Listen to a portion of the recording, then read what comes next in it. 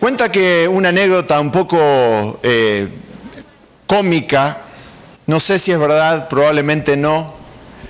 Cuenta que 2 soldados estaban perdidos en el desierto y no hallaban su camino y estaban cada vez más preocupados porque estaban intentando volver a su campamento y no hallaban el sendero y estaban en el desierto, un lugar inhóspito, y de repente iban caminando y vislumbraron a una persona, a un bulto que se acercaba, y al principio les dio un poco de temor. ¿Será que es el enemigo?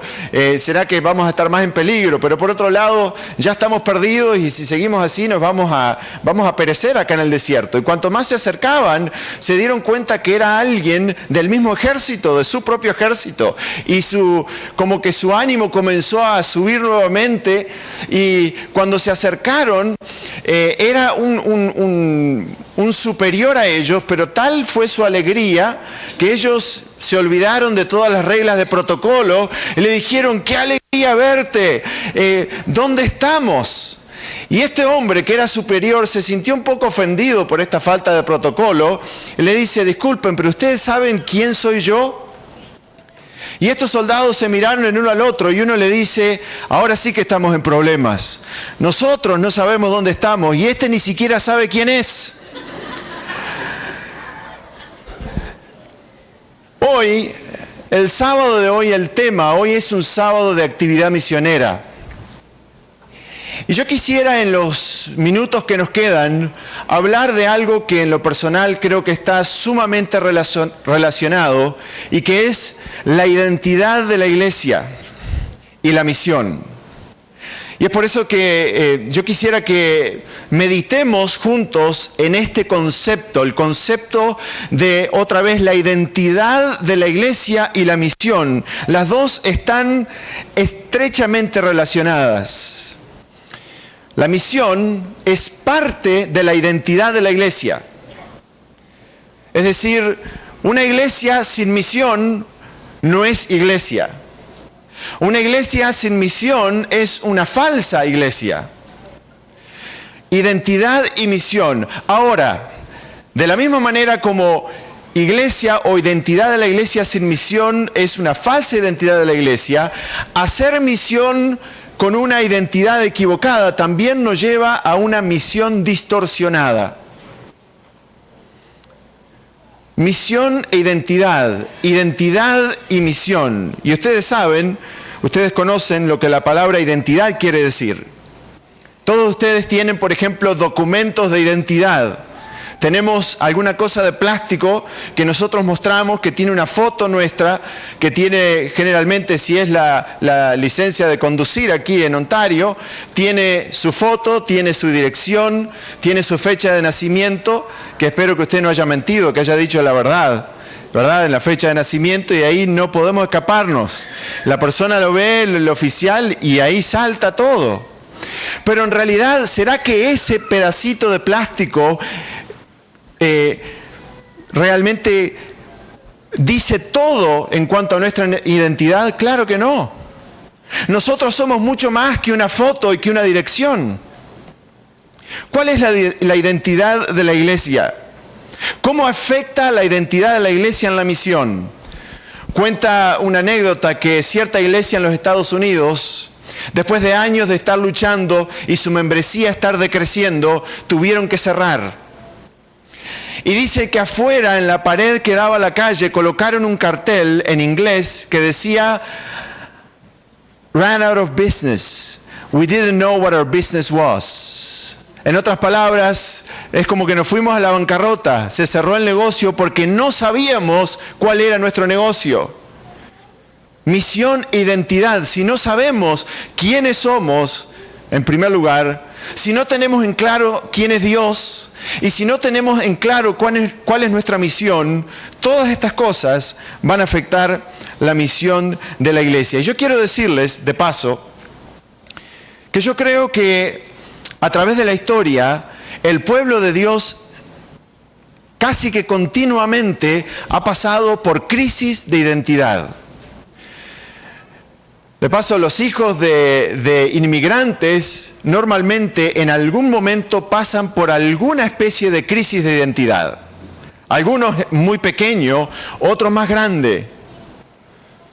Porque, por ejemplo, crecen en un hogar donde hay una cultura, pero van a la escuela donde existe otra cultura, y a veces van a la iglesia, en una iglesia donde hay otra cultura, crisis de identidad. Bueno, el pueblo de Dios ha atravesado siempre momentos de crisis de identidad.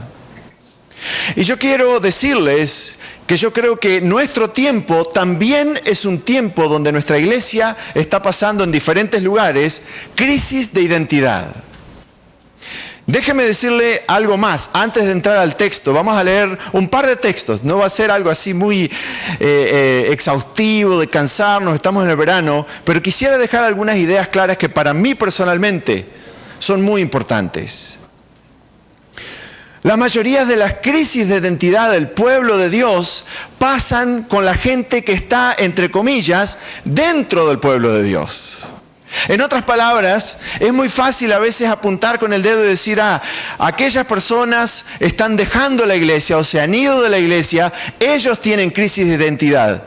Sin embargo, yo quiero decir que en realidad, cuando uno mira la historia del pueblo de Dios, la mayoría de las crisis de identidad en la iglesia o en el pueblo de Dios pasan con la gente que está dentro del pueblo de Dios, supuesto pueblo de Dios. Crisis de identidad. Y si no, y quizá vuelvo a esto un poquito después, piensen cuando Jesús caminó en esta tierra. El supuesto pueblo que lo tenía que esperar. Los doctores de la ley, que eran los que preservaban la verdad, estaban atravesando una tremenda crisis de identidad. Tal fue la crisis que nosotros creemos hubo una transición en el pueblo de Dios en ese momento. Crisis de identidad. Crisis de identidad y misión. ¿Cuál es el negocio de la iglesia? ¿Cuál es la misión de la iglesia? ¿Cuál es la verdadera identidad del pueblo de Dios? ¿Para qué estamos como iglesia? ¿Qué es lo que tenemos que predicar?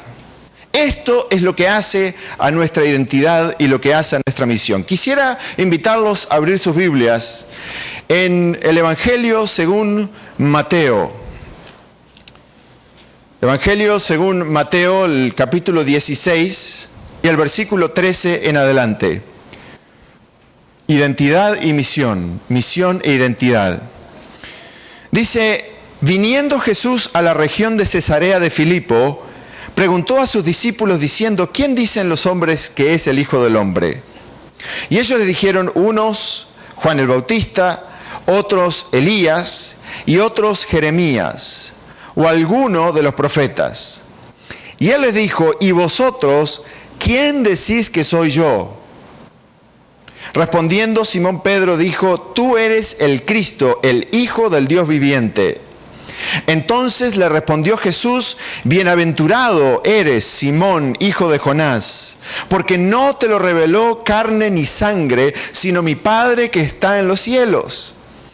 Y yo también te digo que tú eres Pedro, y sobre esta roca edificaré mi iglesia, y las puertas del Hades no prevalecerán contra ella. Y a ti te daré las llaves del reino de los cielos, y todo lo que atares en la tierra será atado en los cielos, y todo lo que desatares en la tierra será desatado en los cielos. Entonces, interesante cómo termina este texto, entonces mandó a sus discípulos que a nadie dijesen que él era Jesús el Cristo. Este texto, hermanos, de entrada, creo que es bien claro que es un texto por excelencia que tiene que ver con identidad. Jesús reúne a sus discípulos en esta región del norte de Israel, Cesarea de Filipo, y allí no sabemos si estaban abajo de algún árbol, no sabemos dónde estaban. Los reúne y así conversando en esa relación que tenía Jesús con los 12, les pregunta y les dice, a ver, me gustaría hacer una encuesta así informal entre ustedes. ¿Quién dice la gente que soy yo? En otras palabras, traducido ahora con esta idea de identidad, Jesús dice, a ver, ¿cómo me identifica la gente? Todos tenemos o formamos opiniones y generamos identidad. Ponemos a las personas en un casillero y decimos, esta persona encuadra acá. Esta es la identidad de esta persona. Esto es como yo veo a esta persona. Jesús le dice, a ver, cuéntenme, ¿qué dice la gente acerca de mi identidad? Y los discípulos leímos, responden, dicen, bueno, algunos dicen esto, otros dicen lo otro. Yo creo que en realidad esa era una introducción para llegar al meollo de la cuestión, que era la pregunta, ¿y ustedes, quién dicen ustedes que soy yo? Porque en realidad, mis hermanos, la identidad de la iglesia comienza con la identidad de Cristo Jesús y la identidad de Dios. De acuerdo a la identidad, a la noción que nosotros tengamos de Dios, a la noción que tengamos de Jesús, es así, esa es la clase de iglesia que nosotros somos. Algunos dicen que eres profeta, algunos todavía quizá hoy consideran en el mundo cristiano que Jesús fue un buen maestro y nada más.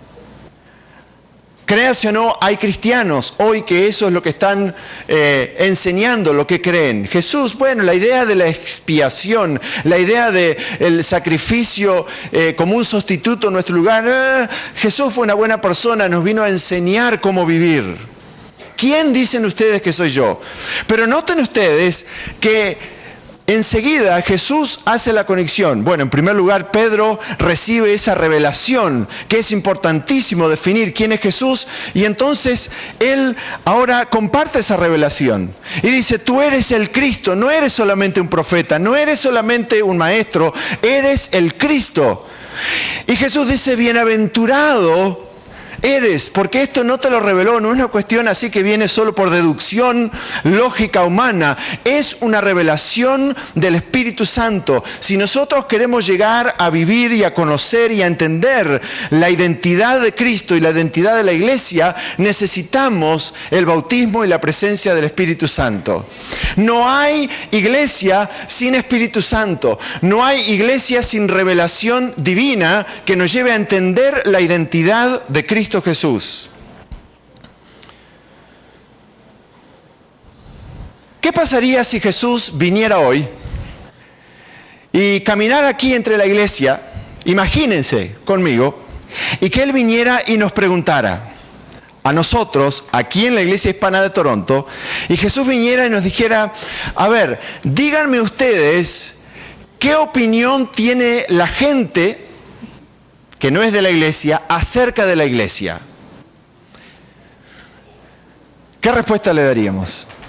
Si Jesús viniera y te preguntara hoy, decime, a ver, en tu experiencia, ¿qué opinión tiene la gente que no es de la iglesia acerca de la iglesia?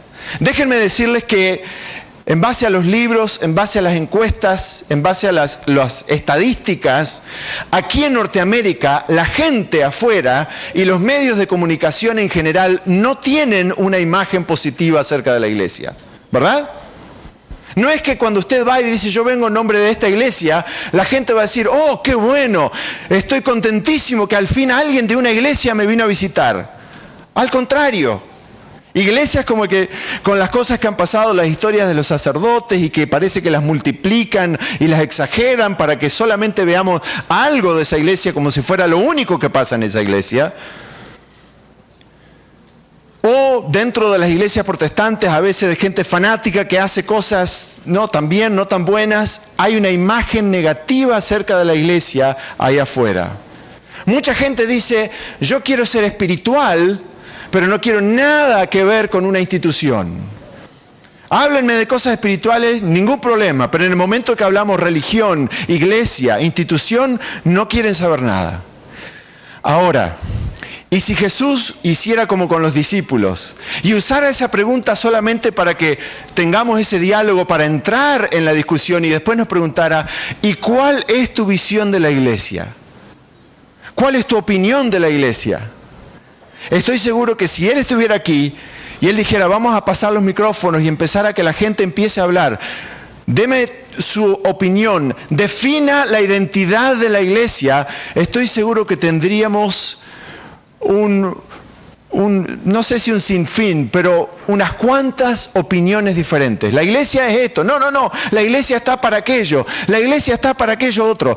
¿Para qué está la iglesia? Tenemos que tener cuidado de decir, qué bueno, vamos a salir a hacer actividad misionera. Sí, perfecto, pero ¿para qué? ¿Cuál es nuestro objetivo? ¿Qué es lo que el cielo está esperando de nosotros? Identidad y misión van de la mano. Y yo quiero compartir algunas pocas preguntas o contestar algunas preguntas que yo creo tienen que ver con la identidad de la iglesia y su misión. Primer punto, 2 o 3 puntitos en relación a este tema de la identidad. ¿Quién es Dios? ¿Cuál es la identidad de Dios? ¿Y cuál es la identidad de la misión de Dios? ¿Por qué comienzo aquí? A desempaquetar, a desenvolver un poco este tema de identidad, misión y la iglesia. Noten ustedes de paso que en el título del sermón, en el boletín, yo agregué allí la palabra crisis con una pregunta. ¿Será que algunos de nosotros podemos estar viviendo sin darnos cuenta una crisis de identidad que afecta a nuestra misión? Dios, escuchen bien, porque aquí comienza nuestra misión, es decir, nuestra comprensión de la misión comienza aquí. Dios es un Dios misionero, ¿sí o no? ¿Sí o no? La misión comienza ¿con quién? ¿Comienza con quién? Con Dios. No es nuestra misión, es la misión de Dios. No es tu misión o mi misión, es la misión de Dios. La misión comienza con Dios. Dios es un Dios misionero. Génesis 3:9 dice que cuando Adán y Eva estaban escondidos, Dios salió al encuentro a buscarlos. ¿Dónde estás? Allí en ese versículo vemos el primer vestigio de la misión de Dios, de un Dios misionero. ¿Por qué digo esto? Por 2 razones. Si nosotros queremos tener una misión efectiva, tenemos que recordarnos a nosotros que la misión no depende de nosotros.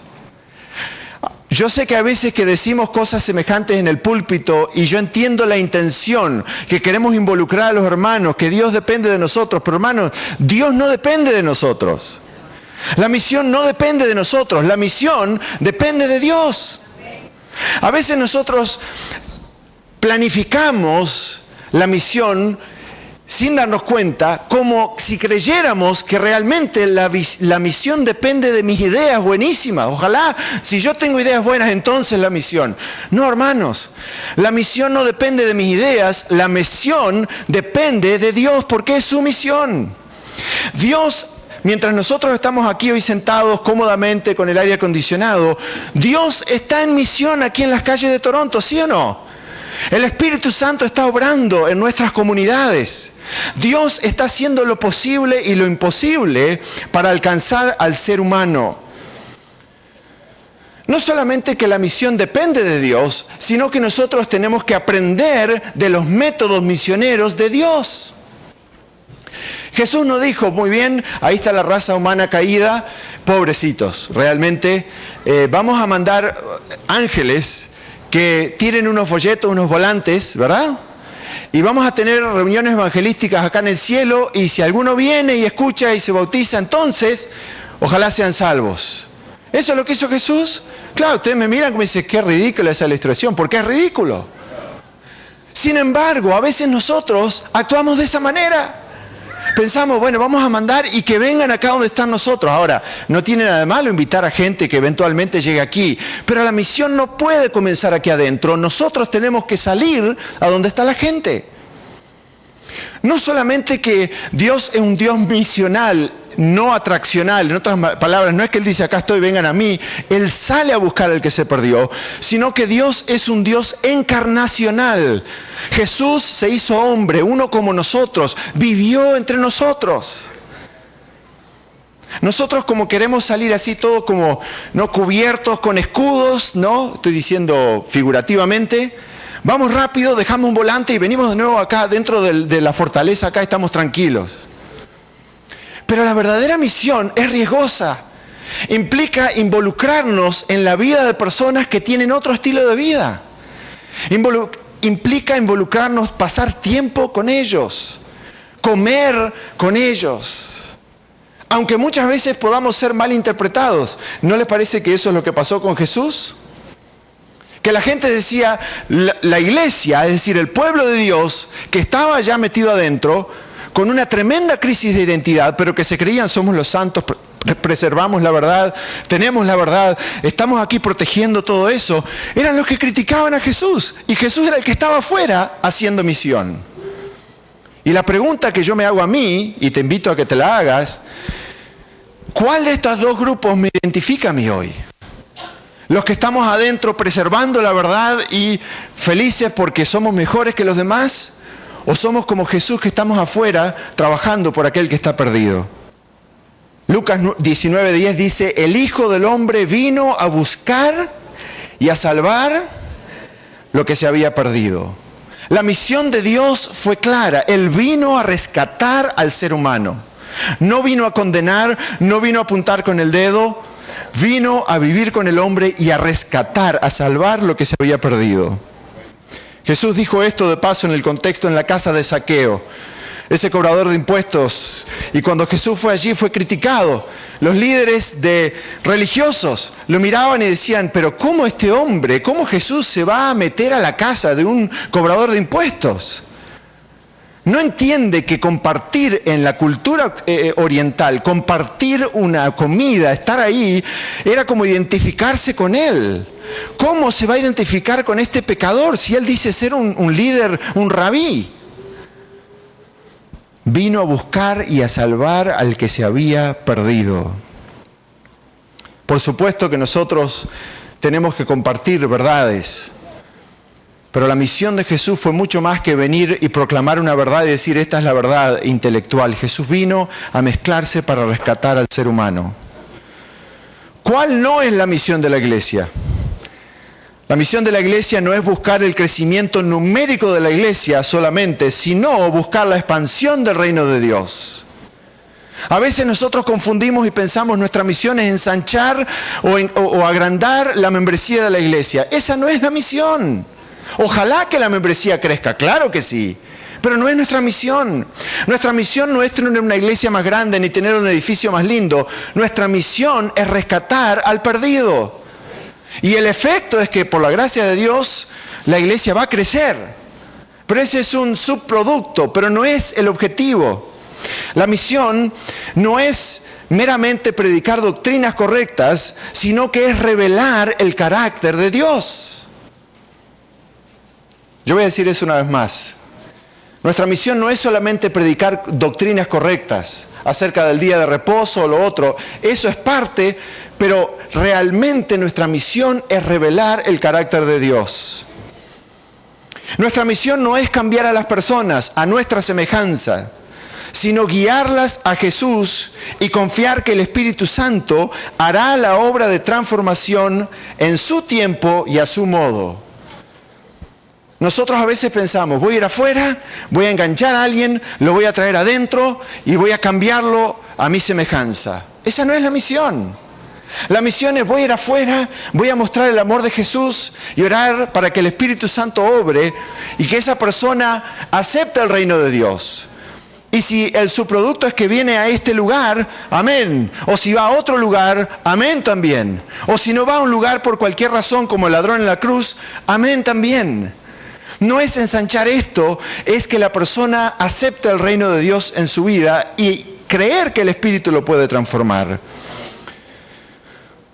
No es la misión enfocarnos tanto en programas que son lindos y buenos para nosotros, sino es salir y transformar vidas. Noten esta cita muy conocida del Espíritu de Profecía. Dice, la iglesia, escuchen bien, es el medio señalado por Dios para la salvación de los hombres. Fue organizada para servir. ¿Para qué fue organizada? Para servir. Servir. Y su misión es la de anunciar el Evangelio al mundo. ¿Qué quiere decir la palabra Evangelio? Ustedes conocen. Buenas nuevas. Para servir y para anunciar las buenas nuevas. Desde el principio, es decir, la iglesia desde el comienzo desde el principio fue el plan de Dios que su iglesia reflejase al mundo su plenitud y suficiencia. ¿Escucharon bien? Desde el principio Dios dijo, el plan es que mi iglesia revele mi plenitud, es decir, que la gente por medio de nosotros pueda entender mejor a Dios. Ese era el propósito de la iglesia y es todavía. Los miembros de la iglesia, los que han sido llamados de las tinieblas a su luz admirable, han de revelar su gloria, es decir, el carácter amoroso de Dios. La iglesia es la depositaria de las riquezas de la gracia de Cristo. Qué linda frase, ¿verdad? La iglesia es la depositaria, es decir, es como un depósito y Dios dice, bueno, mi gracia, esto ahí, ese es el depósito, la vuelca en la iglesia de la gracia de Cristo y mediante la iglesia, y esta es la frase que más me interesa, mediante la iglesia se manifestará con el tiempo aún a los principados y potestades de los cielos el despliegue final y pleno del amor de Dios. ¡Qué bonito! ¿Escucharon eso? Dice, en la iglesia se va a manifestar en los tiempos finales, aún para las potestades del cielo van a entender mejor, por medio de la iglesia, el despliegue final y pleno del amor de Dios. ¿Ustedes han escuchado hablar alguna vez decir, cuando alguien quiere predicar acerca del amor de Dios, dice, pero eso es la leche espiritual? ¿Sí? ¿Que el amor de Dios es la leche espiritual? Para mí, y de acuerdo al espíritu de profecía y cuando más yo leo las Escrituras, en realidad el amor de Dios es la carne espiritual. Es el alimento más sólido. ¿Cuál es el mensaje de la iglesia? En lo personal, cada uno de nosotros somos la iglesia. Dios nos manda a veces a decir o a hacer cosas específicas. Es decir, a nivel personal, cada uno tiene que descubrir qué es lo que Dios le manda. Para este tiempo, el mensaje para este tiempo como movimiento de Dios es el mensaje de los 3 ángeles, que comienza diciendo, vi volar, ¿qué cosa? ¿Y qué tenía ese ángel? El evangelio eterno, es decir, el mensaje para este tiempo comienza, no puede avanzar en otra dirección sin antes comenzar y permear todo con el evangelio eterno. Y después, por supuesto, siguen las otras partes de ese mensaje. Temer a Dios, darle gloria. Viene el juicio, adoremos al Creador. Ha caído Babilonia. No adores a la bestia, elige adorar al verdadero Dios. Pero es en el contexto del Evangelio, de las buenas nuevas de ese Dios amoroso. Si el mensaje que yo comparto, ya sea con mis labios o con mi vida, no lleva a la gente a creer en un Dios amoroso, entonces mi mensaje está equivocado. Entonces mi identidad y la identidad de Dios que estoy revelando está distorsionada. Y esto es serio. Si el mensaje que yo predico le da miedo a la gente, a no ser que sea por una cuestión de esas personas, si el énfasis está en el miedo del juicio, entonces no estoy revelando realmente a Dios. En resumen, la iglesia es la comunidad de los seguidores de Jesús que buscan revelar el carácter y el amor de Dios a un mundo de pecado. Hace unos años, de paso, este tema del amor de Dios está presente en los escritos que nosotros consideramos inspirados. Y hay mucho que yo podría compartir, pero comparto, ustedes conocen la serie del conflicto de los siglos, 5 libros.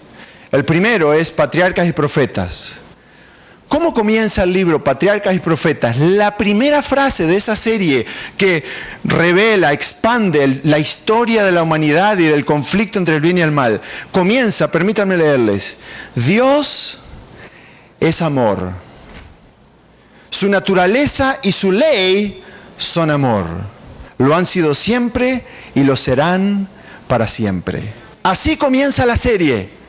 ¿Saben cómo termina la serie del conflicto de los siglos?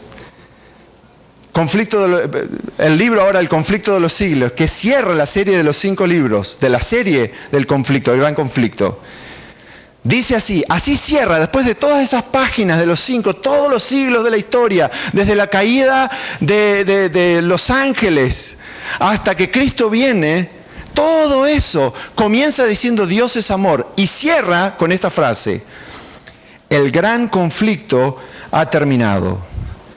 Ya no hay más pecado ni pecadores.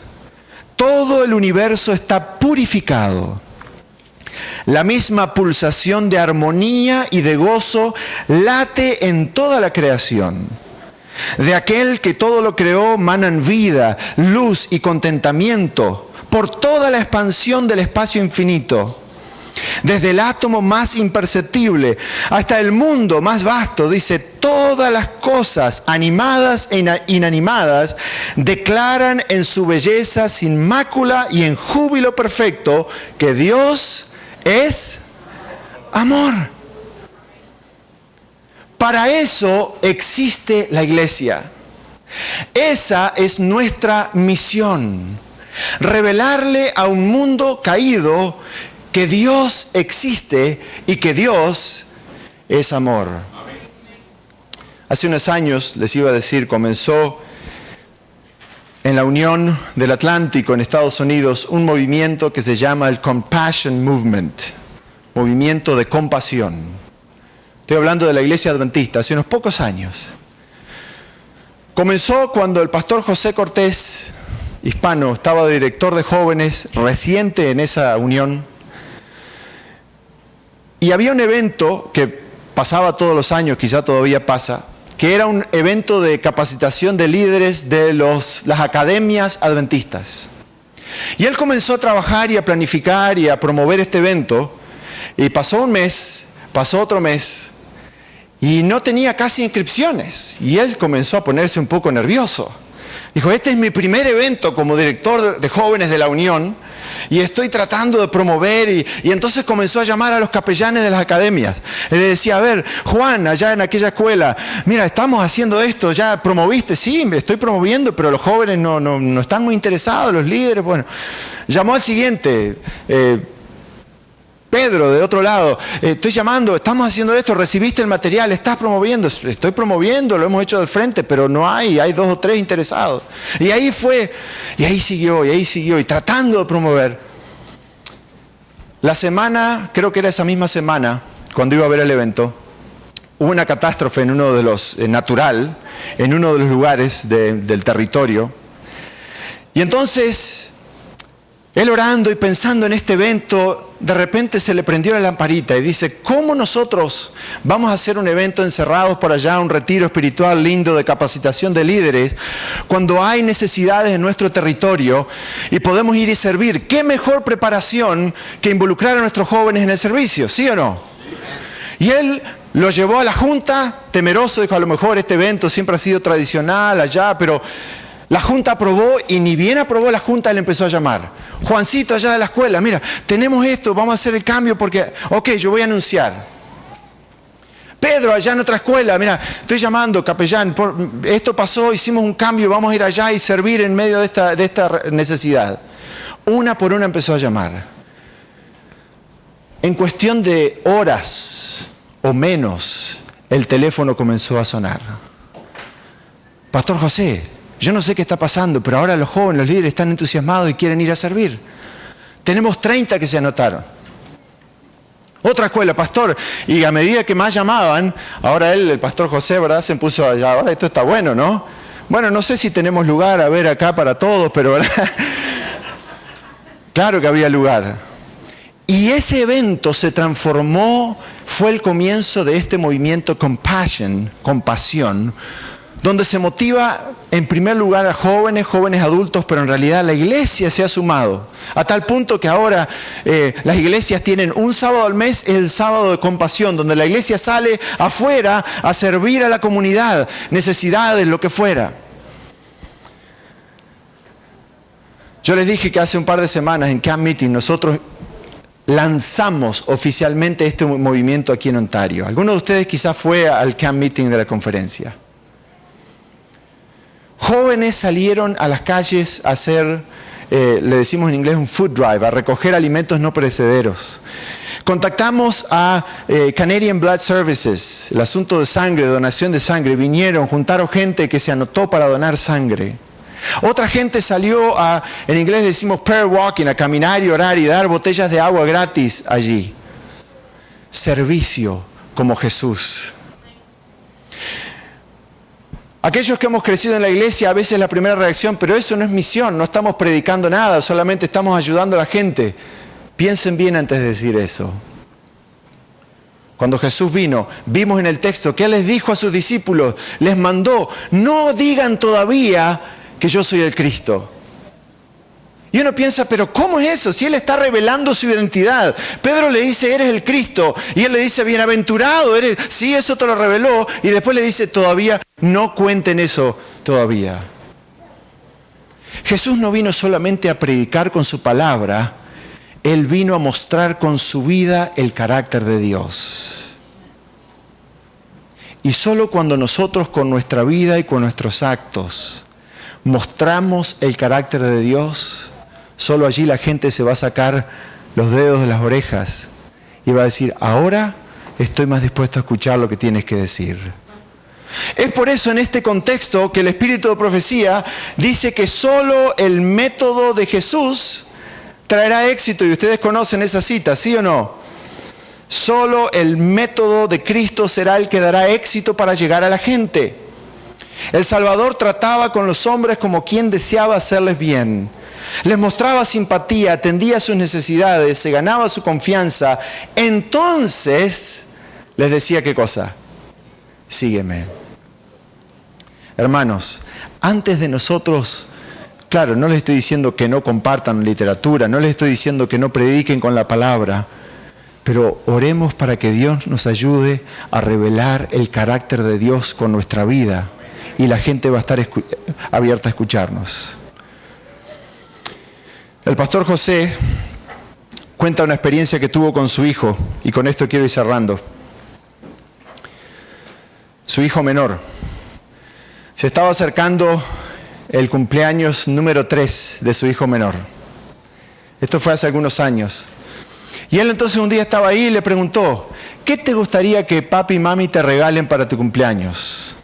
Y su hijo de 3 años le dice, papi, ya sabe lo que quiero. Quiero el personaje de Toy Story.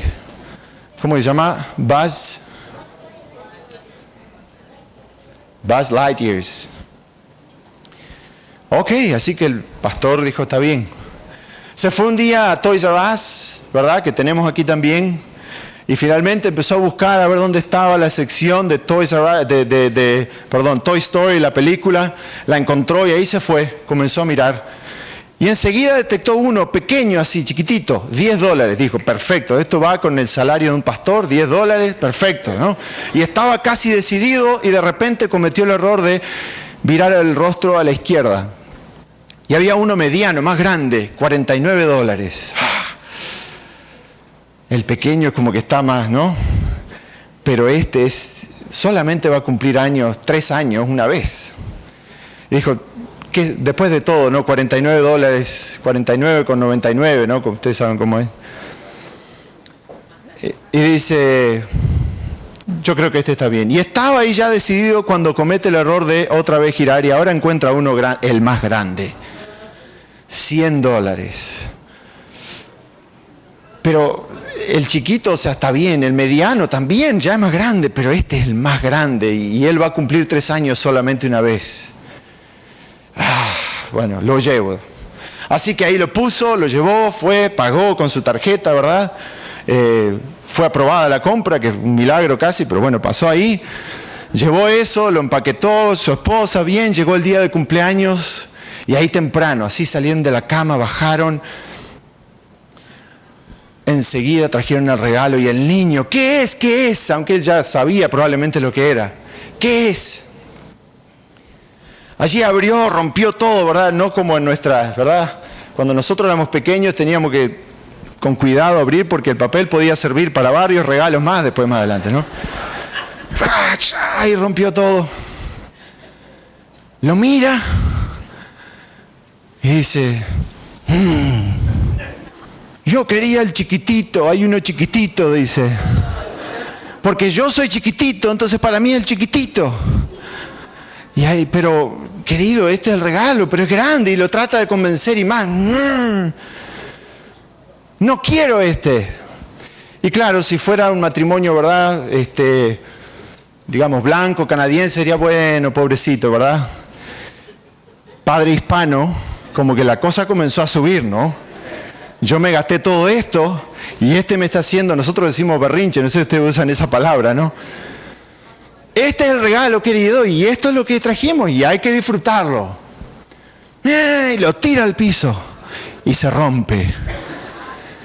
Ahí ya la esposa lo empieza a mirar como con las señales que nos damos entre esposos, ¿verdad? Como diciendo, cálmate, cálmate, porque venía ya, veía la chancleta volando, ¿no? Y el padre va y junta todos los pedazos, lo que había, y se lo pone, este es el regalo y este es el regalo. No lo quiero, dice. Me voy a la casa del abuelo, que él me va a dar el regalo, dice. Claro, había dos problemas. Ellos vivían en Long Island y el abuelo vivía en New Jersey, los abuelos, Pastor Cortés también. O sea que había que cruzar varios puentes y llegar allá. Y además, febrero era invierno. Y aquel nenito sale con su triciclo, decidido, me voy a la casa del abuelo. Y los padres, ¿verdad?, como que no estaban prestando atención, pero mirando ahí entre la puerta, ¿no? Y ahí el nene sale con su pijama, va hasta donde puede en medio de la nieve haciendo fuerza, porque imagínense con la nieve.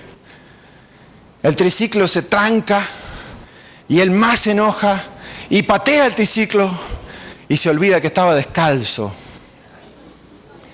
Así que más todavía el dolor y el llanto y la rabia de que pateó y que está el dolor y finalmente decidió buscar el triciclo, tomarlo como pudo y volver a la casa.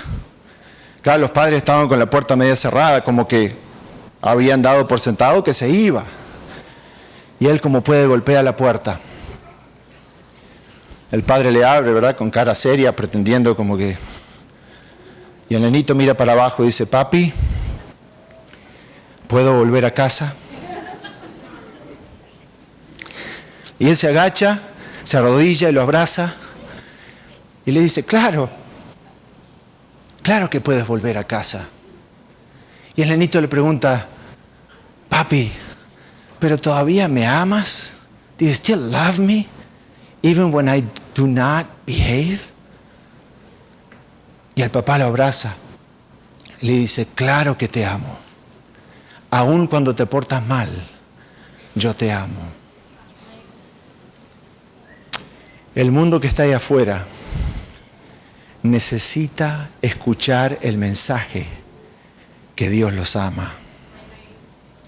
Claro que las verdades llegan, claro que las doctrinas tienen su lugar, pero esa es la identidad verdadera del pueblo de Dios. Un pueblo que predica y que muestra con su vida que Dios es amor. Que Dios nos bendiga a todos para ser esa iglesia, para reflejar el carácter de Dios, preparando un pueblo para su venida. Amén.